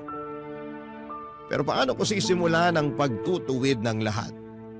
Si Colleen ang pangarap ko pero paano ko magagawa na abutin ang pangarap ko? Si Nancy at ang magiging anak namin ang obligasyon ko ngayon. Pero paano kung hindi ko magampanan ang tungkulin ko? Sa gitna ng lahat ng ito ay tanging isang bagay ang malinaw, Papa Dudut. Kailangan kong harapin ang katotohanan at gumawa ng desisyon. kahit gaano pa ito kasakit. Barangay Love Stories. Barangay Love Stories. Papadudod sa mga oras na yon ay parang gusto kong huminto ang lakas or ang lahat para makapag-isip ako kung ano ang mga dapat kong gawin. Hindi ko alam kung hanggang kailan ko may tatawid ang sitwasyon na yon at araw-araw akong kinakain ng konsensya. Nakipagkasundo ako kay Nancy na bigyan niya na lamang ako ng panahon at itinago ko kay Colleen ang tungkol sa pagbubuntis ni Nancy. Alam kong mali pero takot akong sabihin ang katotohanan. Sa tuwing magkasama kami ni Colleen ay nararamdaman ko ang bigat sa dibdib ko. Lalo na kapag tumitingin siya sa akin ang puno ng pagmamahal at pagtitiwala. Iniisip ko na paano niya ako magagawang patawarin kung malalaman niyang niloko ko siya. Sa bawat araw na lumilipas, parang mas lalo akong nilalamon ng takot. Iniisip ko na paano kung sa ibang paraan niya malaman ang lahat. Paano kung manggaling ito kay Nancy mismo? Hindi ko alam kung paano haharapin ang galit at sakit ni Colleen kapag dumating ang araw na yon. Pero kahit anong pilit kong itago, alam kong hindi habang buhay kong maitatago ang katotohanan. Ang bawat kasinungalingan ay parang bomba na naghihintay lamang na sumabog. At dumating nga ang araw na yon, Papa Dudut. Isang mahabang gabi sa buhay ko, pakiramdam ko noong pumunta ako sa bahay ni Nancy ay parang may nakasunod sa akin. Ramdam ko talaga na sinusundan ako ni Colleen at alam na niya ang totoo. At makikipag-break na siya sa akin. At tama nga ang hinala ko, nahuli niya kaming nag-uusap ni Nancy. At tandang-tanda ko ang mga titig ni Colleen sa akin. Puno po ito ng galit. Kitang-kita ko kung paanong nadurog ang puso niya. Eto na ang bomba. Sasabog na. Parang kumukulong mantika na inihagis sa kalan ang malamig na fishball. Nag-aalboroto ito na parang sumasabog na bulkan. Hindi ko maipaliwanag ang sakit na makita siyang umiiyak dahil sa akin, Papa Dudut.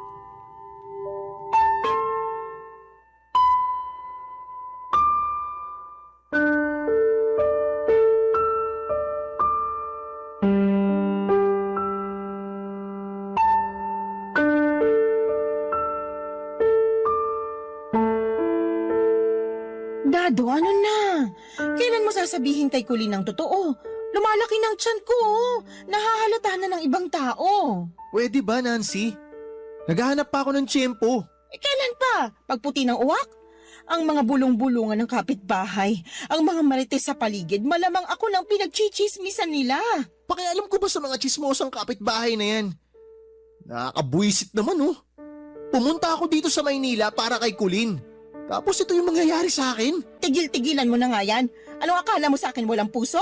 Na hindi nasasaktan na mas pinapaboran mo pa yung Colleen na yon kaysa sa akin at sa magiging anak natin? Kasi nga, mahal ko si Colleen. Yung sa atin, pinilit mo lang ako. Wala kang utang na loob! Sampalin mo pa yung kabilang pisngi ko para pantay. Oh, eto, dali, sampalin mo. Ginago mo yung buhay ko, Nancy. Ginago Bitiwan mo! mo ko, Dado. Nasasaktan na ako! Pwede ba tigilan mo na ako? Sa abot ng makakaya ko, magbibigay ako para sa bata. Pero hanggang dun lang ang gagawin ko para sa'yo. Hindi na ako magpapagamit sa'yo, Nancy. Tapos na to. Ayoko na. Ang sabihin mo, gusto mo lang takasan ang obligasyon mo dahil alam mo na kaya kong buhayin ang anak natin. Ayaw mong panagutan ang anak natin. Dado! Colleen, Tama naman palang nasagap kong balita. Tama nga ang kutob ko. Mga walang ya kayo. mahal. Colleen, magpapaliwanag ako. Ano bang paliwanag ang kailangan kong marinig? Nagawa mong pumatol sa matandang babaeng to dahil sa pera niya. Magdahan-dahan ka sa pananalita mo. Nasa pamamahay kita. Trespassing ang ginagawa mo. Huwag mong ibahin ang usapan. Hindi trespassing ang issue dito. Malas mo lang na tsempohan ko kayo dito mismo sa bahay mo. Hindi ko kasalanan na hindi mo nakandado yung pinto kasi tatanga-tanga ka. Ang totoong issue dito, kahit kulubot na yung balat sa gitna ng hita mo, pinapakamot mo pa rin sa tauhan ng fishballan nyo. Maggagamit ka! Ang kapal ng mukha mong matandang hukluban ka! Abay sumusobra ka ng babae ka! Nancy, teka! Tama ako, subukan mo! Umalis ka sa pamamahay ko! Bago ko umalis, tanggapin mo muna tong ibibigay ko sa'yo! Colleen, tama na Kaya yan! ka! Ang kapal ng mukha mo! Nancy, tama na. Huwag mo na siyang patulan. Kumalma ka na muna. Pakiusap, huwag mo sasaktan si Colleen. Ako ang sinampal niya! Ako ang sinaktan ng babaeng yan!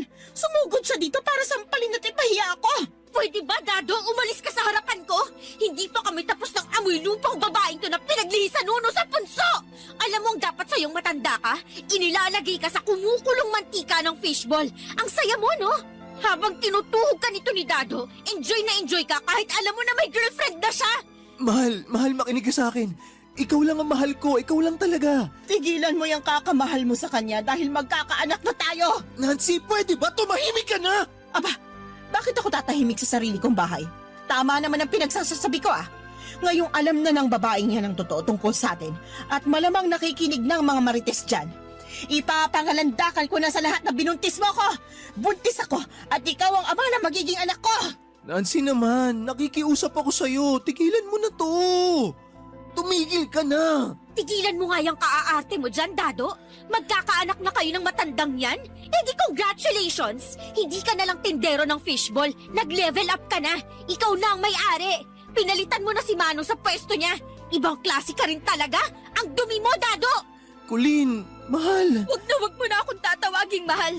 Hindi pagmamahal ang tawag sa ginawa mo sa akin. Demonyo ka! Hindi totoo yan. Mahal kita. Hindi pagmamahal ang ginawa mo, Dado. Naniwala pa naman ako sa'yo na gusto mong tuparin yung kasal na pinangarap natin. Lahat ng yon ay isa palang malaking kasinungalingan lang. Colleen naman. Ikaw naman, matandang hukluban. Ang taas pa naman ng respeto ko sa'yo. Hindi ka na nahiya sa alaala ng asawa mo? Matapos siyang mamatay, kumirengkeng ka kaagad sa tauhan mo? Baka hindi lang si Dado ang tumuhog sa'yo. Baka lahat ng lalaking tindero nyo, pina-day off mo sa pagtusok ng fishball para kamutin niyang sobrang kakatihan mo. Wala kang karapatang sabihin yan! Kung ako sa'yo, mas atupagin mo yung batang dinadala mo. Sigaw ka ng sigaw, feeling mo naman nasa teleserye ka. Manahimik ka na. At ikaw, Dado, pulutin mo yung mga damit sa labas ng nirerentahan natin. Pagkatapos nito, ayoko nang makita yung pagmumukha mo. Naintindihan mo? Colleen. Magsama kayo! Total bagay kayong dalawa. Isang amoy matanda at isang walang ya! Colleen, taga sandali. Huwag kang umalis. Huwag mo na siyang sundan! Bakit hindi? Kailangan ko siyang pigilan. Kailangan ko makausap si Colleen. Dado naman! Sinusuka ka na ni Colleen. Ako nang magmamahal sa'yo. Mahalin mo naman ako. Aray! Oh, ano nangyayari sa'yo? Sumasakit ang tiyan ko. Aray! Ah!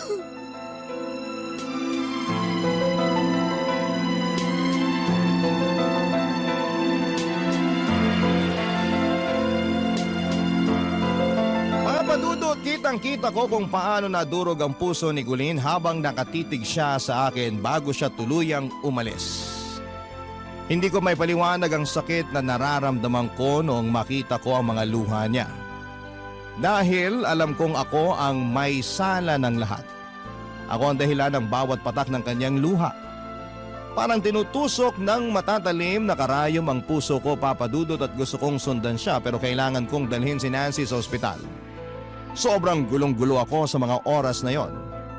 Ang sakit ng mapagtanto na ang babaeng mahal na mahal ko ay nasira ko dahil sa mga maling desisyon ko at tuluyang lumalayo na sa akin. Hindi ko alam kung ano ang dapat kong gawin, papadudod, si Colleen ang mundo ko, pero para bang mailap na siyang mapapasa akin pang muli. Ayaw na niya sa akin at sino ba naman ako para ipilit ang sarili ko sa kanya. Isang boyfriend na cheater at hindi pinanindigan ang promise na hindi titingin sa ibang babae. At sa nangyari naman kay Nancy ay naisip kong sumama na lamang sa kanya dahil siya ang magiging ina ng anak ko. Pero paano kung hindi ko siya kayang mahalin? Hindi ko gustong dalhin si Nancy sa buhay ko nang hindi buo ang puso ko para sa kanya. Naisip ko rin na paano kung iwan ko si Nancy at ipaglaban si Colleen. Pero kaya ko bang baliwalain ang responsibilidad ko sa magiging anak ko? Papadudot, napakahirap ng sitwasyon ko at parang lahat ng desisyon ay may kapalit na masakit. Sa tuwing naiisip ko ang magiging anak namin ni Nancy, may bahagi sa puso ko na gustong magsimula ng panibagong buhay kasama siya. Pero sa tuwing naiisip ko si Colleen at kung paano niya ako minahal ay parang hindi ko kayang basta na lamang sumuko. Paano ko haharapin ang kinabukasan kung kahit ang kasalukuyan ay napakagulo?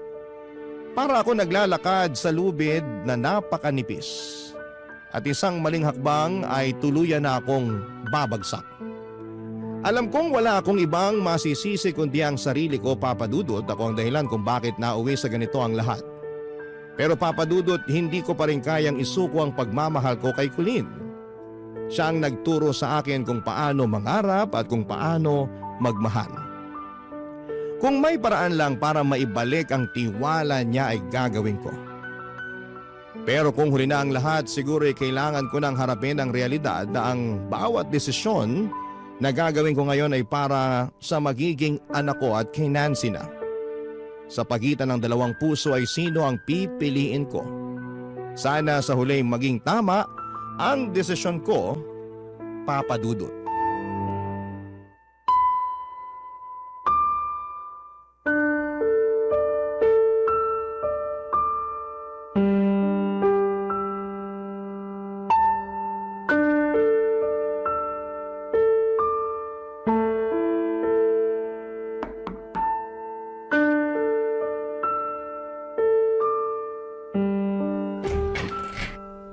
Colleen, mahal. Sinabi ko na sa'yo na wag ka nang magpapakita sa akin, di ba? Nabigay ko na ang mga gamit mo ah. Ano pang ginagawa mo rito? Mahal, mag-usap naman tayo. Pag-usapan natin to ng maayos. Pwede bang wag mo na akong tawagin ng ganyan? Nandidiri ako. Para akong fishball na dinilaan tapos sinawsaw sa sauce tapos didilaan na naman. Ganon karumi ang pakiramdam ko. Duming-dumi ako sa sarili ko, Dado. Kaya wag mo na akong tawaging mahal. Umalis ka na! Colleen, alam ko nagkasala ako sa'yo. Aaminin ko, wala akong itatago. Lahat yun, kasalanan ko. Nasaktan kita. Pero gusto mo akong saktan ulit, sige gawin mo. Gusto mo ako sampalin? Sampalin mo ako. Lahat ng gusto mong gawin sa akin, gawin mo na. Okay lang. Basta huwag mo lang akong iwan. Pakiusap naman. Ang lakas naman talaga ng apog mo para makipag-bargain ng ganyan sa akin. Matapos ng ginawa niyo nung amo mo, sa tingin mo may gana pa akong makipagbalikan sa'yo? Gugustuhin ko bang halikan niyang labi mo na alam kong nalawayan na ng babaeng yon?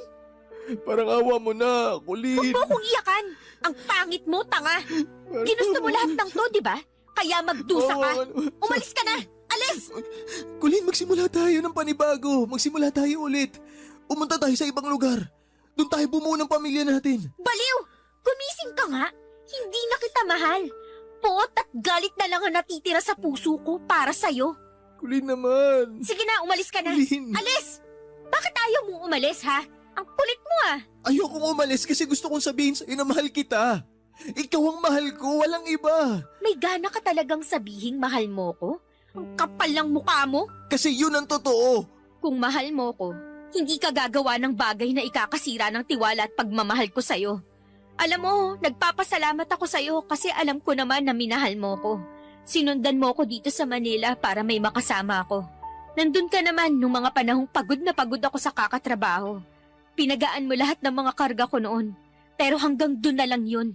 Pwede ko pa rin naman to pa rin yung mga pangako kong yun eh. Tanga ka ba? Wala nang tuto pa rin. Yung mga pinangakong tinutupad, para lang yun sa dalawang taong nagmamahala ng tapat. Hindi ka tapat! Yung dating Dado, yun ang mahal ko. Pinanghahawakan ko yung pangako niya noon na mag-iipon kami ng pera para magpakasal sa probinsya. May pagmamayabang ko sa mga kaibigan ko na may forever kaming dalawa. Sabi pa niya, doon na kami titira sa probinsya at magtatayo ng tindahan para mapagkunan sa pang-araw-araw na gastusin. Hindi niya na ako papayagan na mamasukan sa ibang bahay dahil magiging maayos na ang buhay namin.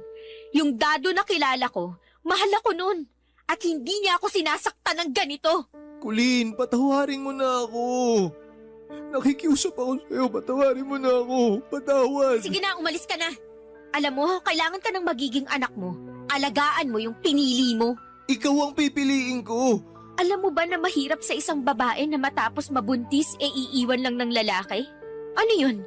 Ginawa mo lang siyang parausan? Iniwan ng nanay ko ng lalaking nakabuntis sa kanya at ako ang naging bunga nun.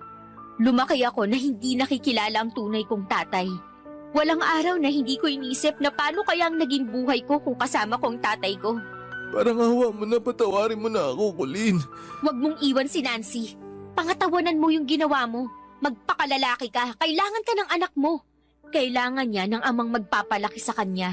Saka hindi tayo kasal. Kaya malaya kang gawin ang gusto mo. Malaya kayong magsama ni Nancy. Malaya kayong bumuo ng pamilya. Masayang pamilya. Pero paano ka pag wala na ako? Kaya ko sarili ko. Kakayanin ko. Siguro hindi nga tayo para sa isa't isa. Kaya ikaw, dun ka na kay Nancy. Dun ka sa anak mo. At ipangako mo sa akin na magiging mabuting ama ka sa anak mo. Colleen naman. Ipangako mo. Oo na, sige. Ipinapangako ko. Magiging mabuting ama ako sa anak ko. Sige na, umalis ka na. Kailangan ko na rin magpahinga. Maaga pa ang pasok ko bukas.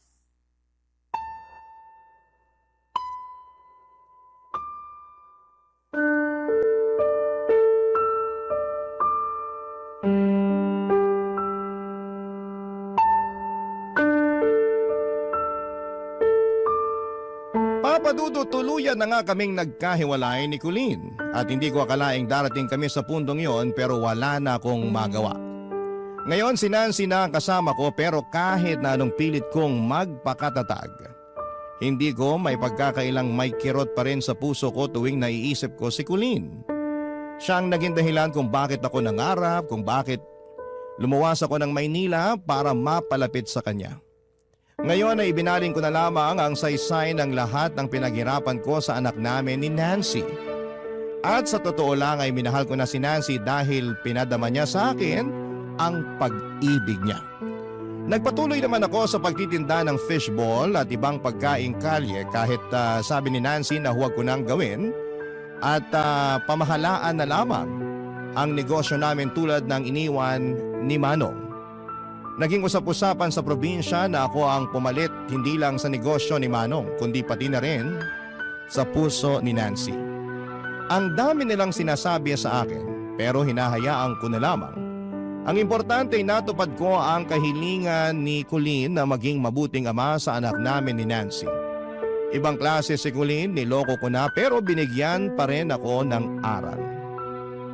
Halos isang taon na rin ang lumipas at hindi ko na nga nakita si Colleen, Papadudot. May nakapagsabi sa akin na namasukan na raw siya bilang domestic helper sa Middle East. Ang hirap isipin na nasa malayo na siya. Iniisip ko kung kumusta na siya, kung masaya ba siya, sana'y nasa mabuti siyang kalagayan. Hiling ko lang na sana'y makahanap siya ng lalaking magmamahal sa kanya ng totoo. Yung hindi siya sasaktan at hindi siya lolokohin. Hindi siya bibiguin, hindi tulad ng nagawa ko. Pero kahit na anong pilit ay hindi ko magawang kalimutan si Colleen. Pero hindi ibig sabihin ay hindi ko mahal ang pamilya ko. Mahal ko ang anak ko at si Nancy. Ngayon sa bawat araw na nilalako ko ang fishball ay pinipilit kong itusok din ang sakit ng nakaraan. Ang bawat kanto, ang bawat mukha ng mga suki parang paalala ng mga pangarap ko dati. Napatawad ko na ang sarili ko, sa mga pagkakamali ay may natutunan naman ako. Ang inyong forever kapuso at kabarangay, Dado.